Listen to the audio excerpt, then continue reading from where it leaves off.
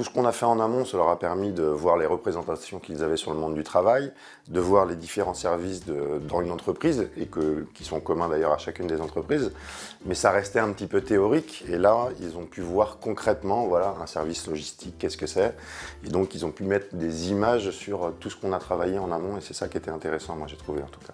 Et puis la deuxième chose aussi, c'est de se rendre compte que derrière des métiers dont on parle, nous, aux élèves, on va pouvoir aussi voir comme, je sais pas, un métier par exemple en charpente, dans telle ou dans telle entreprise, il ne va pas forcément s'exercer de la même manière.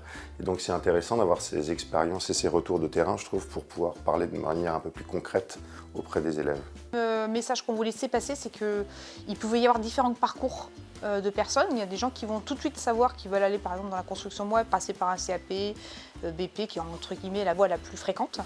Et après, ceux qui vont avoir une autre vie d'abord et qui vont faire une reconversion en cours de parcours, ou alors des personnes aussi qui ont changé dans l'entreprise de métier. Aller voir chaque étape pour construire les charpentes, etc. Et je pensais pas qu'il y avait autant de métiers dans l'entreprise. Ça m'aide vachement parce qu'on découvre beaucoup de métiers qu'on voyait pas forcément.